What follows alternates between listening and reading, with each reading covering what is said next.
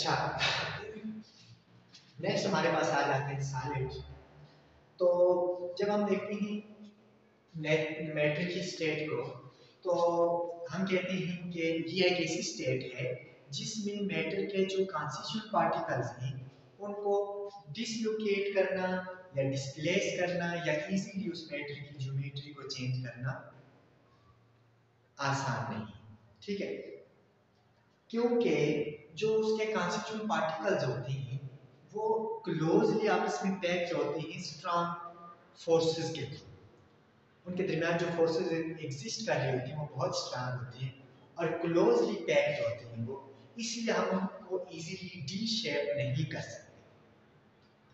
तो फिर हम सॉलिड को डिफाइन कैसे करेंगे कि सॉलिड्स क्या होते हैं कि मैटर की वो स्टेट जिसकी फिक्स ज्योमेट्री, जो फिक्स ज्योमेट्री शो करे और डिफिनेट वॉल्यूम जो रखती है। अब ऐसा क्यों वो शो करती है? क्योंकि उसके जो कॉन्स्टिट्यूएंट पार्टिकल्स होते हैं उनके दरमियान स्ट्रॉन्ग इंटरमॉलिक्यूलर फोर्सेस एग्जिस्ट कर रही होती है, जबकि उनके दरमियान जो स्पेसिंग होती है मॉलिक्यूल्स के दरमियान, एटम्स के दरमियान, वो स्पेसिंग बहुत स्मॉल होती है, ठीक है, क्लोजली पैक्ड। तो फिर हम इसको डिफाइन करेंगे कि मैटर ऐसी state which has fixed shape and definite volume with close packing of constituent particles. Mean constituent particles mean atoms. कुछ atoms आपस में closely packed होते हैं. And intermolecular forces are much larger and stronger where intermolecular spacing is very small, due to which it is very difficult to de-shape these solids, and they shows rigid characteristic, they shows rigidity. अब next हमारे पास इसी base हम इसकी थोड़ी characteristics देखते हैं और इनकी टाइप्स हम देख लेते हैं। हमने कहा कि इंटरमॉलिक्यूलर फोर्सेस इनके दरमियान बहुत स्ट्रांग होती है, जबकि इंटरमॉलिक्यूलर स्पेसेस बहुत समान होती हैं और जिसकी वजह से ये रिजिडिटी शो करती है। अब आगे की टाइप्स पे जब हम जंप करते हैं तो हमारे पास तीन मेन किस्म की टाइप्स आती हैं। एक आ जाती है क्रिस्टलाइन सॉलिड, दूसरी आ जाती है एमॉर्फस सॉलिड। अब वो amorphous solids super cooled liquid है या इनको हम सूडो सॉलिड्स कहते हैं, सूडो सॉलिड्स या सुपर कूल्ड लिक्विड कहते हैं। और थर्ड वन हमारे पास आ जाती है पॉलीमेरिक सॉलिड्स। अब जो तीसरी पॉलीमेरिक सॉलिड्स है वो इन दोनों से हट के उसको हम इलाज से डिस्कस करेंगे। पहले हम क्रिस्टलाइन सॉलिड और एमॉर्फस सॉलिड को डिस्कस करेंगे। अब जो क्रिस्टलाइन सॉलिड्स हमारे पास होती हैं वो क्रिस्टल की शेप में मौजूद होती है, ठीक है, एक तरह से रिजिड रेगुलर पैटर्न की बेस पे वो क्रिस्टल बना हुआ होते हैं, ठीक है, और फिक्स अरेंजमेंट होती है उसके अंदर constituent particles long range periodic arteries के अंदर पाया जाता है। दूसरी तरफ हमारे पास जो एमॉर्फस सॉलिड है इनमें कोई फिक्स नहीं होती, हैप्पैजार्ड अरेंजमेंट होती है। हैप्पैजार्ड अरेंजमेंट में there is no regularity in the arrangement of constituent particles और they don't show any sharp और एनी फिक्स ज्योमेट्री, उनकी कोई फिक्स ज्योमेट्री भी नहीं होती, ठीक है। तो हम कहेंगे कि क्रिस्टलाइन सॉलिड्स कौन से सॉलिड्स होते हैं? ऐसे सॉलिड जिनमें कॉन्स्टिट्यूएंट पार्टिकल्स फिक्स्ड आर्डर में होते हैं, ये कॉन्स्टिट्यूएंट पार्टिकल्स एक फिक्स आर्डर से अरेंज भी होते हैं और ये पीरियोडिक वे से अरेंज भी होते हैं, ठीक है। लाइक आप इसको इस तरह समझिए कि आप असेंबली में हैं तो आप खुद एक कॉन्स्टिट्यूएंट पार्टिकल्स आप दैट असेंबली, तो असेंबली में जो नंबर ऑफ रोज या नंबर ऑफ कॉलम्स होते हैं उसी ही तरह पहली नंबर ऑफ रोज या कॉलम को देखें तो उसी ही वजह से बाकी तमाम नंबर ऑफ रोज या कॉलम रिपीट हो रही होती है। एक तरह से लॉन्ग रेंज पीरियोडिक रिपीटिशन उनमें आ रही होती है और उस लॉन्ग रेंज अरेंजमेंट की बेस पे वो असेंबली बनी होती है, ठीक है। लाइक उसमें असेंबली हम इसीलिए कहते हैं कि नंबर ऑफ कॉन्स्टिट्यूएंट पार्टिकल्स एक खास आर्डर से उसमें अरेंज्ड है, ठीक है। तो same happened in crystalline solids. Okay, number of constituent particles are arranged in fixed order and there are periodic repetition in that arrangement of constituent particles through a long range. Long range तक यही repetition चलती रहती है, मतलब कि इसमें long range order पाए जाते हैं, जबकि बाकी सॉलिड में जो अरेंजमेंट होती है वो हैphazard होती है, मीन haphazardly अरेंज होती है constituent particles, कोई रेगुलरिटी नहीं होती, फिक्स्ड अरेंजमेंट नहीं होती, और शॉर्ट रेंज ऑर्डर में पाया जाता है इस अरेंजमेंट में, जबकि यहाँ लॉन्ग रेंज ऑर्डर पाए जाते हैं और स्ट्रॉन्ग फोर्सेस होती है, इनमें वीक फोर्स। अब जो हमारे पास इस रेगुलरिटी की बेस है,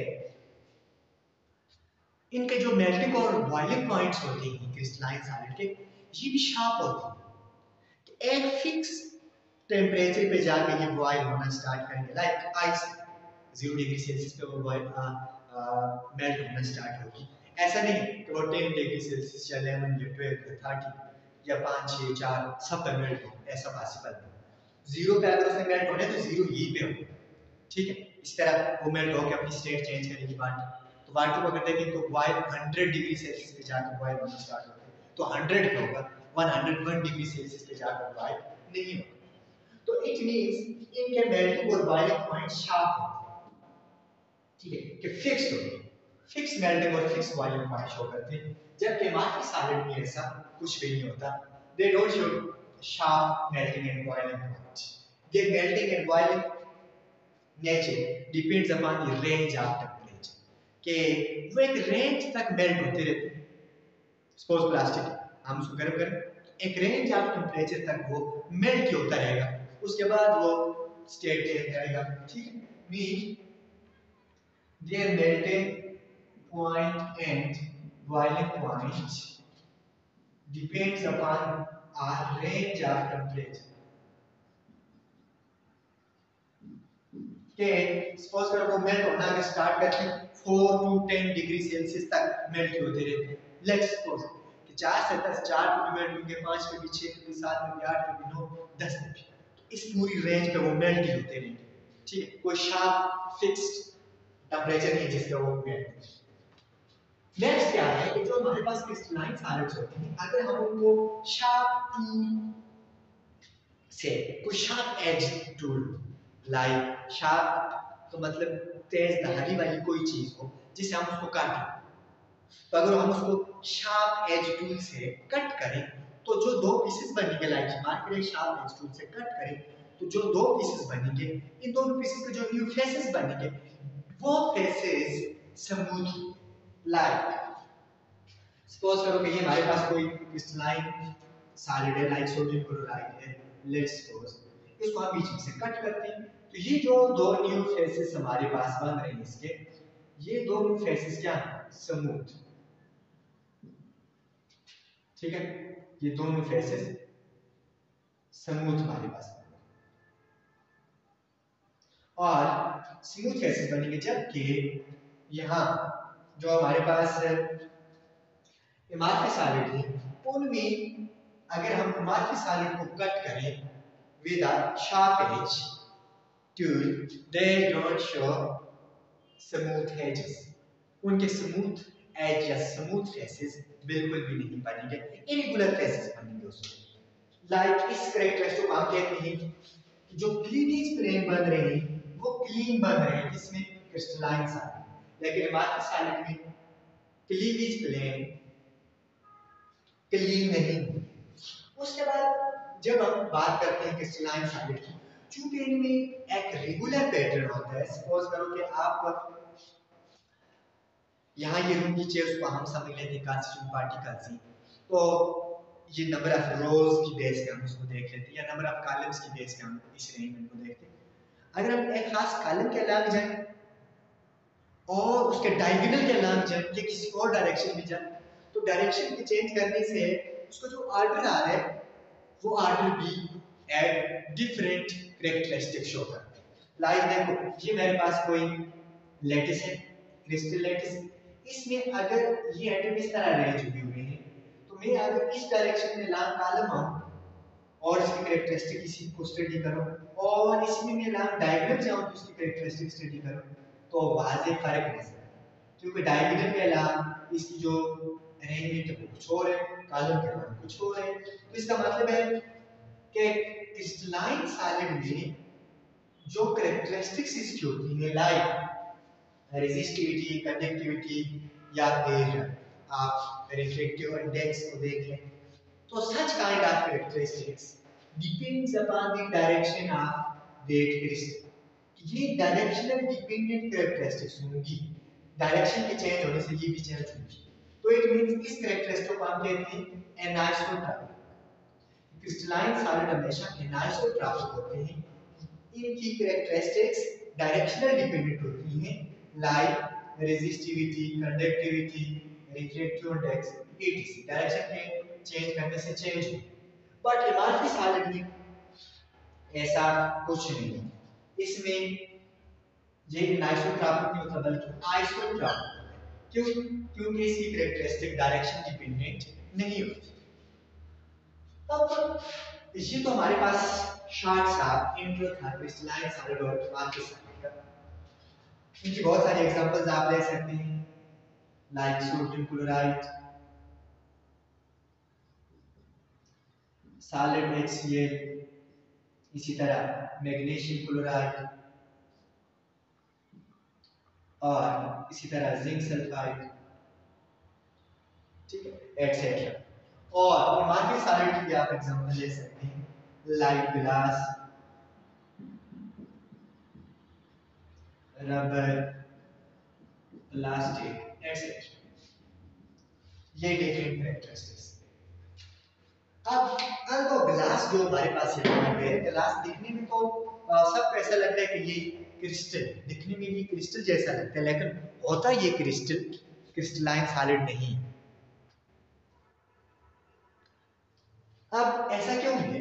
क्योंकि जो हमारे पास ग्लास होते हैं ये सुपर कूल लिक्विड है, और ये देखा गया है फॉर लॉन्ग टाइम अगर ये किसी जगह फिक्स रहे, लाइक विंडो में फिक्स है, तो लॉन्ग अरसे के बाद इसकी जो बॉटम साइड हो वो थिक हो जाती है, अपर साइड थोड़ी थिन हो जाती है, जो ये शो करता है कि विद राइज ऑफ टेंपरेचर ये फ्लो कर रहे हैं ऊपर से नीचे की तरफ, ठीक है। और एक तरह से इसके अंदर ये फ्लूइडिटी वाली कैरेक्टरिस्टिक है और ये सुपर कूल्ड लिक्विड है, इसलिए ये क्रिस्टलाइन सॉलिड नहीं है बल्कि एमआरपी सॉलिड है। अच्छा, उसके बाद जब हम देखते हैं कि जो क्रिस्टलाइन सॉलिड है इसको मजीद कैटेगराइज करते हैं तो हमारे पास मेन चार जो कैटेगरीज हैं ये बनती हैं। क्रिस्टलाइन सॉलिड कोवलेंट बॉन्डेड भी हो सकती हैं, मॉलिक्यूलर क्रिस्टलाइन सॉलिड भी हो सकती हैं, आयनिक बॉन्डेड भी हो सकती हैं और मेटालिक बॉन्डेड भी हो सकती हैं। तो वन बाय वन हम डिस्कस करते हैं। कोवलेंट बॉन्डेड क्रिस्टलाइन सॉलिड कौन से होते हैं? कि ऐसे तमाम सॉलिड जिनमें कॉन्स्टिट्यूएंट पार्टिकल्स कौन से बॉन्ड से जुड़े हुए हैं विद कोवलेंट, के such type of solids whose constituent particles are bonded with each other with the help of covalent bond, and they all are hard except graphite। Graphite को छोड़ के सब के सब हार्ड होती हैं, इंसुलेटर होती हैं ग्रेफाइट को छोड़ के, जबकि जो हमारे पास ग्रेफाइट है ये साफ्ट होता है और कंडक्टर होता है, बाकी से अलग है। आप इस तरह समझिए इसको कि जो हमारे पास कार्बन के एरोट्रॉप्स हैं, ये कोवलेंटली बॉन्डेड क्रिस्टलाइन सॉलिड होते हैं और कार्बन के एरोट्रॉप्स दो हैं, एक ग्रेफाइट है और दूसरा डायमंड है, ठीक है। अब दो ग्रेफाइट और डायमंड दोनों कार्बन के एरोट्रॉप्स हैं, लेकिन दोनों में डिफरेंस है। डिफरेंस क्या है अभी? जो हमारे पास ग्रेफाइट है, ग्रेफाइट में sp2 हाइब्रिडाइजेशन हुई होती है और इसमें एक कार्बन एटम तीन दूसरे बॉन्ड से surround, each carbon atom is surrounded by 3 other bonds, जबकि एक इलेक्ट्रॉन इस पे फ्री होता है, क्योंकि 4 बॉन्ड ये बना सकते हैं, 3 बॉन्ड इससे बनाए होते हैं, इसमें 2 हाइब्रिडाइजेशन होती है, तो इसमें एक इलेक्ट्रॉन फ्री होता है। इस फ्री इलेक्ट्रॉन की वजह से कौन सा बिहेवियर शो करता है, कंडक्टिव, तो ये कंडक्टर और ये इलेक्ट्रिसिटी कंडक्ट कर सकते हैं। और जो बाकी तो तमाम हार्ड है, बट ये जो हमारे पास एलोट्राम है, ग्रेफाइट, ये है भी सॉफ्ट है नेचर, सॉफ्ट होने की वजह से इसको हम लुब्रिकेंट के तौर पे यूज कर सकते हैं,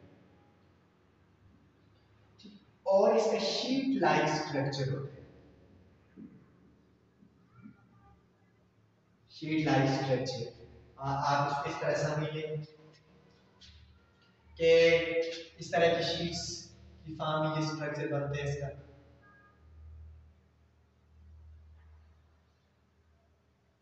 और इसी तरह शीट्स एक दूसरे के ऊपर नीचे लेयर बाय लेयर होती हैं।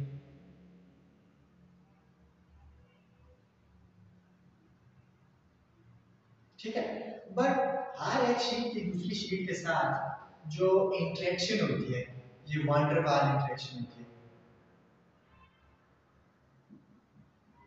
जो वंडर वाल फोर्सेस हैं ये एक दूसरे के साथ इंटरेक्ट रहती हैं, और वंडर वाल फोर्सेस बहुत वीक होती हैं, जिसकी वजह से हम जब लेड पेंसिल से यू लिखते हैं, यू एक स्पार्क पड़ता है, फिर दूसरा स्पार्क, फिर थर्ड स्पार्क, इसका मतलब है कि इतनी वीक जो वंडर वाल फोर्सेस हैं कि फौरन ही नीचे हमने लेड पेंसिल टच की तो ब्लैक स्पार्क पड़ा, मतलब एक लेयर यहाँ शिफ्ट हो, फिर एक बार और टच की, दूसरा ब्लैक स्पॉट पर, दूसरी लेयर यहाँ शिफ्ट हो।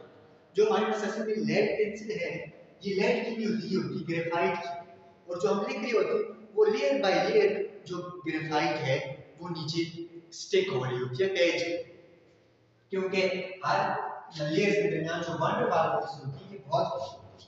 और जो दूसरी इसकी एलोट्रॉप है डायमंड, डायमंड बहुत हार्ड होता है, और ये 3 डायमेंशनल इसका स्ट्रक्चर होता है, ठीक है, बहुत सारा होता है, और इसमें sp3 हाइब्रिडाइजेशन होती है, और हर एक कार्बन पूरे 4 बॉन्ड बनाए हुए होते हैं, जिसकी वजह से there is no free electron, और ये इंसुलेटेड 100% है, इंसुलेटेड डायमंड, जबकि ग्रेफाइट कंडक्टर, और ये इतना हार्ड है कि ये ग्लास की कटिंग के लिए यूज होता है।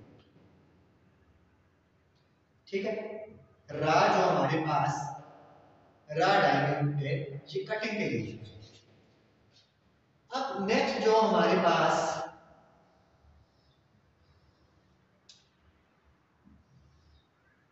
क्रिस्टलाइन सॉलिड है, that is molecular crystalline solid. अब मॉलिक्यूलर क्रिस्टलाइन सॉलिड क्या होती है? Molecular crystalline solids are those solids in which constituent particles are molecules। के मॉलिक्यूलर सॉलिड में constituent particles कौन से होते हैं? मॉलिक्यूल्स होते हैं। मॉलिक्यूल्स के मिलने से हमारे पास मॉलिक्यूलर सॉलिड बनता है। अब जो constituent particles अगर मॉलिक्यूल हैं तो कितनी वे से हमारे पास कॉन्स्टिट्यूट कर सकते हैं मॉलिक्यूलर सॉलिड्स को, तो फिर आगे इसकी डिफरेंट 3 टाइप्स आ जाती हैं कि पोलर मॉलिक्यूलर सॉलिड भी हो सकते हैं, नॉन पोलर मॉलिक्यूलर सॉलिड भी हो सकते हैं, और हाइड्रोजन बॉन्डेड मॉलिक्यूलर सॉलिड भी हो सकते हैं। अब पोलर मॉलिक्यूलर सॉलिड कौन से होते हैं? जिनमें पोल एग्जिस्ट करते हैं, एक तरह से ये हेटेरोटॉमिक होते हैं, हेटेरोटॉमिक, लाइक HCl। ठीक है, मतलब दो पोल एग्जिस्ट कर रहे होते हैं, पार्शियल नेगेटिव पार्शियल पॉजिटिव, और ये पोलर हमारे पास, ठीक है। और इनके दरमियान जो फोर्सेस एग्जिस्ट कर रही होती है, डाइपोल इंटरेक्शन इनके दरमियान, डाइपोल इंटरेक्शन, ठीक है। जबकि नॉन पोलर में क्या होता है, क्योंकि ये नॉन पोलर है और मोस्टली ये क्या होते हैं, होमोएटॉमिक होते हैं, लाइक I2 H2 एटसेट्रा, ठीक है। अब ये सॉलिड की बात होगी, सॉलिड फॉर्म, तो अब इनमें कोई भी एक तरह से पोल्स नहीं, इसलिए इनके दरमियान जो इंटरेक्शन होती है ये लंडन डिस्पर्शन इंटरेक्शन होती है, लंडन डिस्पर्शन इंटरेक्शन, और इसमें डाइपोल इंटरेक्शन होती है, ये स्ट्रॉन्गर होती है, ये थोड़ी वीक होती है। और सबसे स्ट्रॉन्गर इन दोनों से स्ट्रॉन्गर ये हाइड्रोजन बॉन्डेड सॉलिड्स होती है, लाइक HF हाइड्रोजन फ्लोराइड, फिर आगे HF, और इस ये जो हमारे पास हाइड्रोजन बॉन्डेड सॉलिड्स होती हैं, इनके दरमियान हाइड्रोजन बॉन्डिंग एग्जिस्ट कर रही होती है और ये बहुत स्ट्रांग होती है, ठीक। मतलब ये हाईली इलेक्ट्रोनेगेटिव एक एटम दूसरे के साथ मिलता है, और वैसे भी पोलर, और ये भी एक तरह से पोलर ही, बट इनमें डाइपोल इंटरेक्शन होती है और इनमें हाइड्रोजन बॉन्डिंग होती है, इस वजह से ये दो मिला है, पोल स्पेस में भी एग्जिस्ट करे, ठीक है, इसमें भी एग्जिस्ट करे, बट इसमें डाइपोल इंटरेक्शन, इसमें हाइड्रोजन, और ये ज्यादा strong hydrogen as compare to dipole interaction. और इस तरह ये जो हमारे पास पोलर नॉन पोलर या हाइड्रोजन बॉन्डेड जो क्रिस्टलाइन सॉलिड्स हैं ये कंस्टिट्यूट करते हैं पूरी क्रिस्टल। नेक्स्ट हमारे पास आ जाता है आयनिक सॉलिड्स। अब जो आयनिक सॉलिड्स होती हैं इसमें कॉन्स्टिट्यूएंट पार्टिकल्स आयंस होते हैं, आयंस मीन केटायंस और एनायंस की फॉर्म में होते हैं। अब केटायंस और एनायंस की फॉर्म में अगर ये तो लाजमी बात इलेक्ट्रोस्टैटिक फोर्सेस ऑफ अट्रैक्शन इसमें एग्जिस्ट कर रही हैं, लाइक कोलम्बिक फोर्सेस एग्जिस्ट कर रही हैं, इलेक्ट्रोस्टैटिक फोर्स, और ये बहुत स्ट्रांग फोर्सेस होती हैं कोलम्बिक फोर्सेस पॉजिटिव और नेगेटिव आयंस के दरमियान, इसलिए ये बहुत हार्ड भी होती हैं। और सॉलिड फॉर्म में ये इंसुलेटर होती है, एज इट इज ये भी इंसुलेटर होती है, और इनको तोड़ना इनकी निस्बत ज्यादा मुश्किल होती है क्योंकि ज्यादा स्ट्रांग फोर्सेस इनके दरमियान पाई जाती हैं, लाइक HCl अगर सॉलिड फॉर्म में तो ये एक आयनिक क्रिस्टल, इसी तरह NaCl और सीजियम क्लोराइड एटसेट्रा। अब नेक्स्ट जो हमारे पास है मेटालिक सॉलिड, तो मेटालिक सॉलिड इन सब से थोड़ा सा हट है।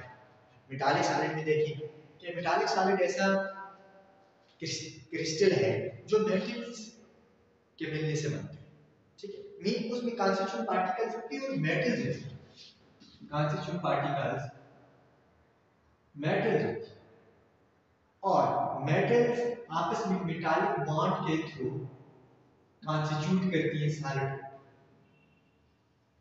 मेटालिक बॉन्ड के थ्रू मेटल्स आपस में मिली होती है और ये सॉलिड बन होते हैं, लेकिन ये थोड़ा सा ट्रिकी है कि मेटल्स आपस में बॉन्ड कैसे बनाते हैं या फिर मेटल्स आपस में कैसे जुड़ी होंगी और पूरा क्रिस्टल बनाती है मेटालिक क्रिस्टल। लाइक आप जिंक का पूरा क्रिस्टल देख लें, इस तरह आयरन का क्रिस्टल देख लें, कॉपर का क्रिस्टल देख लें, तो ये मेलिएबल होते हैं, लाइक इनको हम जितना मतलब फोर्सेस लगाते रहे तो ये एक तरह से हम शीट्स की फॉर्म में बना सकते हैं, एक लेयर की फॉर्म में बना सकते हैं, ठीक है, सिंगल लेयर की फॉर्म में। तो शीट्स वगैरह ये जितनी भी बनती हैं या वायर्स वगैरह इनसे हम बना सकते हैं। लेकिन सवाल ये पैदा होता है कि ये मेटालिक बॉन्ड कैसे मेटल्स ने बनाया होगा, क्योंकि मेटल्स अगर हम स्टडी करें, सपोज मेटल ने इलेक्ट्रॉन निकाले, पॉजिटिव आयन और दूसरी मेटल इलेक्ट्रॉन बाय निकाले पॉजिटिव आयन। पॉजिटिव पॉजिटिव के साथ कैसे बॉन्ड बना सकते हैं? पॉजिटिव पॉजिटिव को तो रिपेल करेगा, बॉन्ड तो नहीं बनता। लेकिन यहाँ ऐसे क्या होता है कि यहाँ बॉन्ड बना होता है।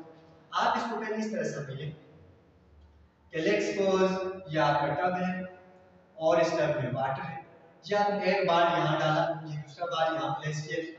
अब ये दोनों बार अपनी पोजीशन पे फिक्स है यहाँ, बट एक दूसरे के साथ इंटरेक्ट किए हुए, लेकिन इंटरेक्ट इन दोनों बार्स ने आपस में नहीं किया हुआ, बल्कि ये जो वाटर के मॉलिक्यूल्स हैं इनकी वजह से ये आपस में इंटरेक्शन है। अगर इस बार को हम यहाँ से लाएंगे तो ये बार भी यहाँ से हिलेगा, क्यों? इस वाटर की वजह से। मतलब ये सी है वाटर मॉलिक्यूल्स का,